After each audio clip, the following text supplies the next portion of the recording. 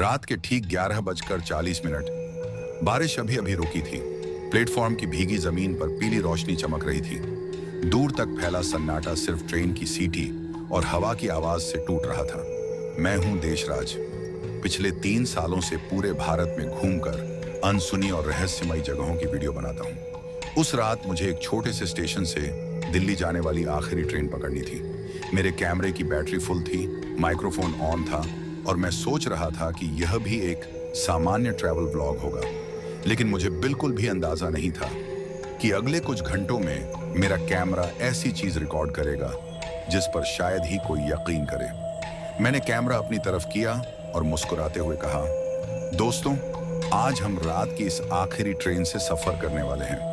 कहते हैं कि रात का सफर हमेशा कुछ नई कहानियां दे जाता है। देखते हैं आज की रात हमारे लिए क्या लेकर आई है। इतना कहकर मैं S5 कोच में चढ़ गया। पूरा डिब्बा लगभग खाली था। कुछ लोग सो चुके थे, कुछ अपने मोबाइल में व्यस्त थे। हल्की हल्की ट्यूबलाइट झिलमिला रही थी, जिससे पूरा कोच और भी अजीब लग रहा था। मैं अपनी सीट पर बैठा ही था कि सामने बैठे लगभग 70 साल के एक बुजुर्ग मेरी तरफ लगातार देखने लगे। उनकी आंखों में अजीब सा डर था।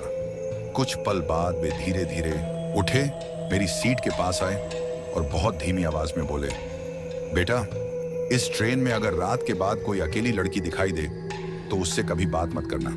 मैं हल्का सा हंस पड़ा। क्यों बाबा, कोई भूत है क्या? उन्होंने मेरी आंखों में देखते हुए कहा, भूत नहीं, उससे भी ज्यादा खतरनाक। इतना कहकर वे अपनी सीट पर वापस चले गए। उनकी बात मेरे दिमाग में घूम रही थी, लेकिन मैंने उसे एक अंधविश्वास समझकर नजरअंदाज कर दिया। मुझे क्या पता था कि सिर्फ 10 मिनट बाद ट्रेन एक सुनसान स्टेशन पर रुकेगी और वहीं से मेरी जिंदगी का सबसे डरावना सफर शुरू होगा। And hook.